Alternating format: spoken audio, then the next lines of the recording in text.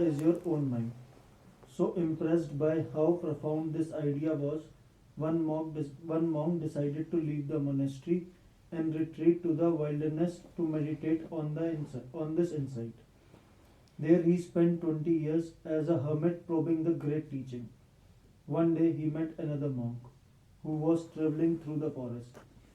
Quickly the hermit monk learned that the traveler also had studied under the same Zen master. He asked, "Please tell me what you know of the master, greatest teaching." The traveler's eyes lit up. "Ah, the master has been about this. He says that his greatest teaching is Buddha is not your own mind." I knew this will come. Good. Very good.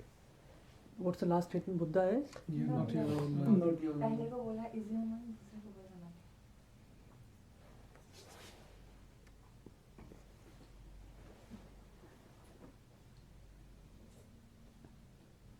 ये understanding हो गया, bypass the mind.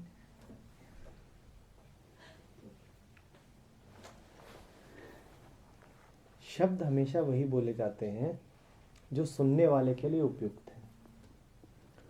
जिसको ये लगता हो कि मुझे तो सारा ज्ञान शास्त्रों से ही मिलेगा, उसको ये कहना पड़ेगा कि Buddha is your own mind, B your own light, खुद जानो, क्योंकि वो सदा निर्भर रहता है दूसरे पे।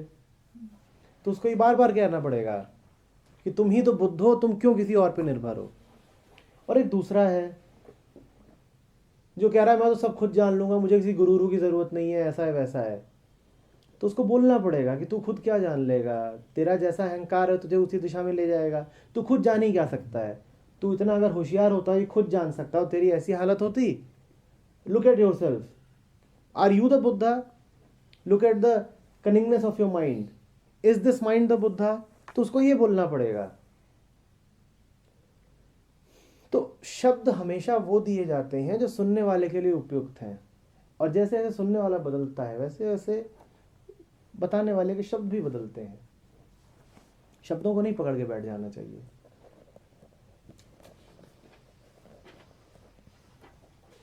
बड़ी उल्टी उल्टी बातें हैं जो बोलनी पड़ती हैं, कभी कुछ कभी कुछ, और जो बोला जा रहा है उस समय के लिए, उस व्यक्ति के लिए वही उपयुक्त है। ये भी सच है बिल्कुल कि अपनी रोशनी बनो, और ये भी सच है कि अपनी रोशनी जैसा कुछ होता नहीं। ठीक वैसे जैसे अंडरस्टैंडिंग अपनी नहीं होती, उसी तरीके से अपनी रोशनी जैसा कुछ नहीं होता। तो जैसे ही आप बोलोगे बी योर ओन लाइट, वैसे ही बात गलत हो जाती है। बुद्ध ने कह तो दिया आप दीपो भाव, पर बुद्ध भी थोड़ा सा भूल कर गए। दीपो भाव तो ठीक था, ये अप आते ही गड़बड़ हो गई है। क्योंकि जहां कहा ना अपनी रोशनी खुद बनो, अब ये खुद क्या है? खुद माने क्या? खुद माने आत्मा या अहंकार? हमारे लिए तो अहंकार ही है, और जिसके लिए खुद का अर्थ आत्मा है वो बुद्ध के पास जाए क्यों? वो तो खुद ही बुद्ध है। तो जहां आपने किसी सामान्य बंदे से ये कह दिया कि बी योर ओन लाइट, उसका बेड़ा गर्क है, तुरंत मरेगा बहुत अहंकारी हो जाता है। गहरे रूप से। ये बात ओशो ही नहीं कहते, मैंने भी देखी है। कृष्णमूर्ति सबसे ज्यादा उनको ही पसंद आते हैं, क्योंकि no authority is needed, no teacher is needed, जो बात बिल्कुल ठीक है। लेकिन किसके लिए ठीक है? हमारे लिए नहीं। तुम्हारे लिए ठीक है, अपनी शक्ल देखो। पर जैसे ही वो लोग अपनी शक्ल देखोगे, अच्छा अब तो पूरी तरह ठीक है मेरे लिए, अब तो मैं करके दिखाऊंगा। और जैसे ही उसने बोला, इससे और सिद्ध हो गया कि इसको तो खास तौर पे जरूरत है टीचर की। समझ रहे हो बात को? और बुद्ध ने शायद वो कहा भी तब था जब आनंद ने पूछा था कि आप नहीं रहेंगे तो हमारा क्या होगा। ठीक, बिल्कुल ठीक। वो मौका है, एक बात है, और एक व्यक्ति है। आनंद उनके साथ 25 साल से है भाई। आनंद जिस दिन You have been through dictatorship in that sense. हाँ। और आनंद चूंकि सदा से उनके साथ है, इसीलिए आनंद को शायद थोड़ी आदत लग गई है उनकी। तो इस आखिरी क्षण पे आनंद थोड़ा डर रहा है। आनंद कह रहा है आप तो गए, मेरा क्या होगा? तो बुद्ध कह रहे हैं पागल होगा क्या, सब कुछ तो तूने जान लिया, सब तूने सोख लिया है, पी लिया है, अब तू अपनी रोशनी खुद है। तो ये है बुद्ध का आशय। पर इसको आप अहंकारी के सामने रख दीजिए, कहेगा be your own light, that's what I already am. जुगनू हूँ मैं. Light up my S.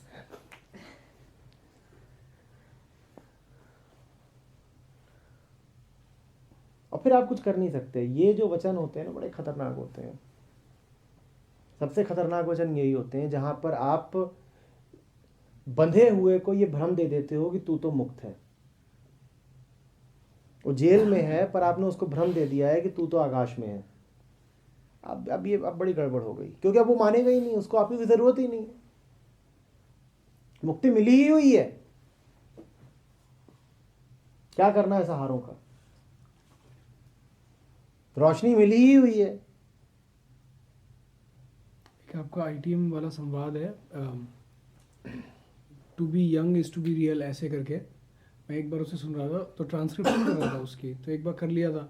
फिर उसको मतलब मेरे को आउट ऑफ ऑल जितने भी सुने अभी तक उनमें बहुत ज़्यादा उसको सुनने का मन कर रहा था.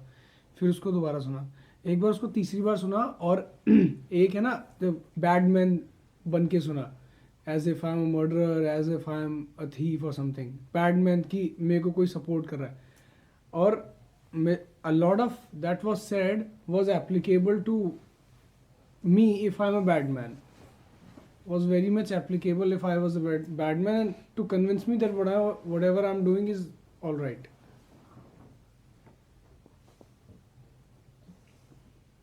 देखो, पुराने समय में कभी भी मास टीचिंग पे जोर नहीं था, ठीक है ना.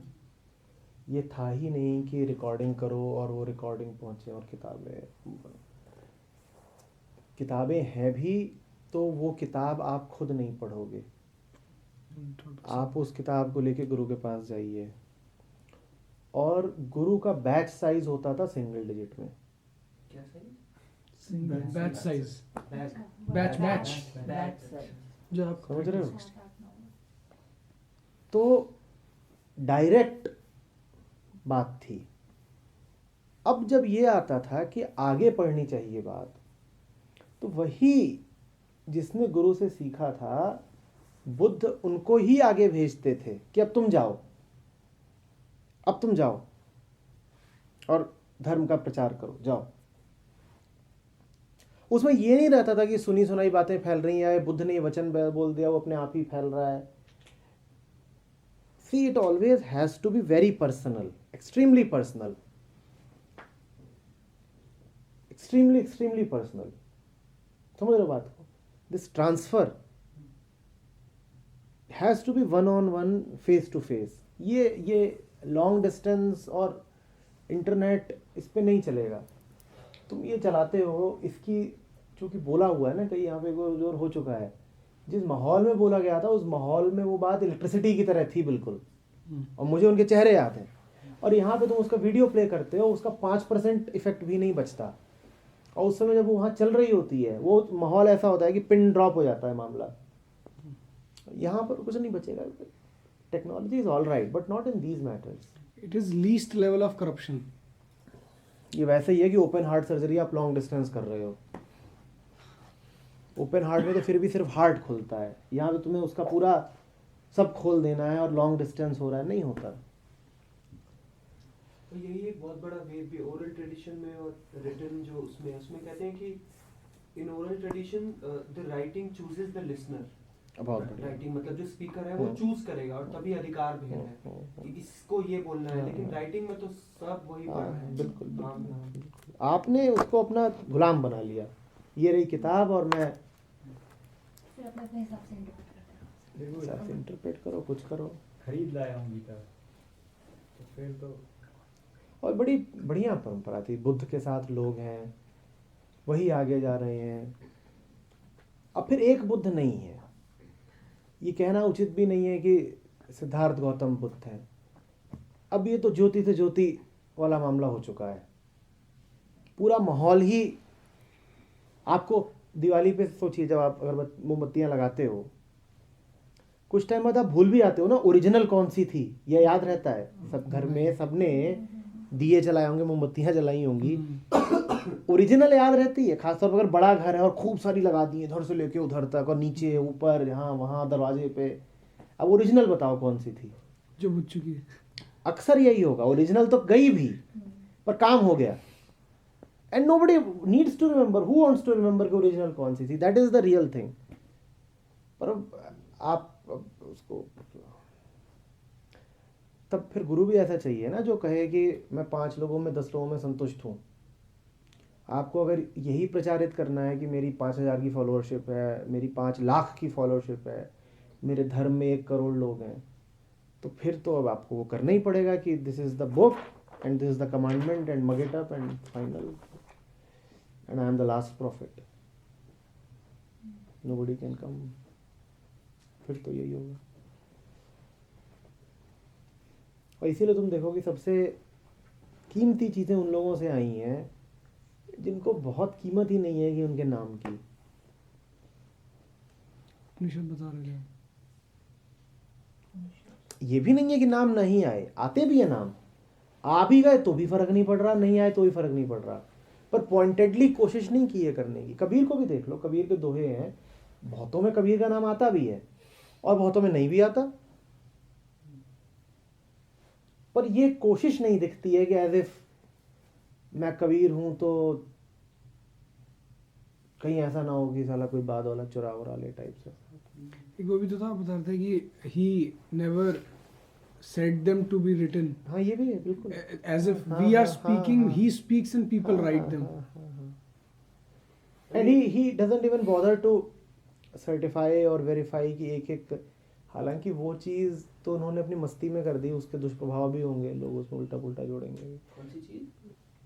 यही कि हमें फ़र्क भी नहीं। कबीर के कई दोहे हैं कि कई वर्जन भी हैं, आपको पक्का भी नहीं है कि एग्जैक्टली कौन सा वर्जन क्या था, लेकिन उससे इतना तो पता चलता ही है ना कि बोलने वाले की कोई विशेष महत्वाकांक्षा नहीं है। आपने सुन लिया, बहुत अच्छी बात है। वो ये भी नहीं कह रहा कि मत ही लिखो, उसने ऐसा भी कोई नियम नहीं बना रखा है कि हाँ कोई भाई साहब कैमरा वैमरे लेके नहीं आएगा, पहले तलाशी करो, कोई रिकॉर्ड तो नहीं कर रहा।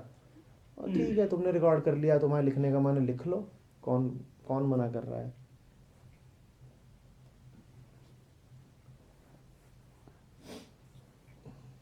वो एक हिंदी की बुक में ओशो ने शुरुआत में उस पर लिखा हुआ था कि हिंदी या इंग्लिश की भी, I am responsible for what I said, और हमारा इसका एक पोस्टर भी है, but not responsible for what you understood heard. और भी है, I claim no ownership for what I said yesterday.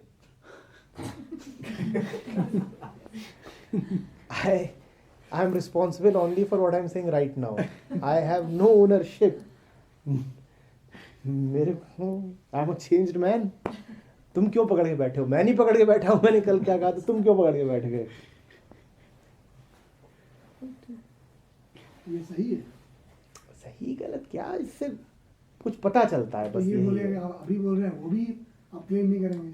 हाँ, ये तो आपका मन आगे प्रोजेक्ट कर ही लेगा फ्यूचर में, पर अगर आपका मन फ्यूचर में प्रोजेक्ट कर गया तो इसका मतलब क्या है कि आप वहाँ ओशो के सामने बैठकर भी ओशो की खाल खींचना चाहते हो। एक आदमी होगा कि जिससे जैसे ही ओशो ये बोलेंगे वो हंसने लग जाएगा बस, और दूसरा होगा जो तर्क दे देगा। इसका मतलब कल आप फिर दावा कर दोगे कि आज वाला झूठ था, मतलब आज आपने बेवकूफ़ बना दिया। इससे इन दोनों लोगों का अंतर पता चलता है ना, एक हंसने लग गया और दूसरा तर्क करने लग गया।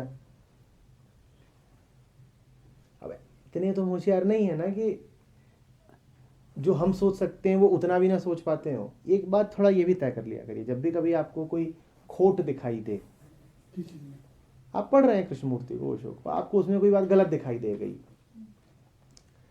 तो अपने आप से पूछिए कि अगर ये गलती मुझे समझ में आ सकती है तो उनको नहीं आई होगी क्या? He's far more worldly than me. उन्होंने समझते बूझते ये बात कही है तो कोई कारण होगा। पहले जरा मैं देख तो लूं कि कारण क्या है। कोई बात होगी, कुछ समय की अनिवार्यता होगी। अभी हमने कहा था बुद्ध वहाँ पे, अब निकल गया ही बात, आनंद से कह रहे हैं मरने का समय है, कुछ होगी बात ना। जल्दी से ये नहीं कि तुरंत शूट कर दिया कि हैं फालतू हैं, फुद्दू हैं। वो आगे की कुछ लाइनों में कॉन्टेक्स्ट पूरा पता लगता है, तो चीजें क्लियर हो। कॉन्टेक्स्ट पूरा पता लगेगा, ये पता लगेगा कि किससे बोल रहे हैं। कई बार इससे बड़ा अंतर पड़ता है कि बात कही किससे है, क्योंकि अक्सर जो लोग उनसे सवाल पूछते हैं ना उनको पहले से जान रहे होते हैं, तो वो एक कॉन्टेक्स्ट में उत्तर दिया जा रहा होता है। आपको पहले ही पता है कि जो पूछने आया है क्यों पूछ रहा है।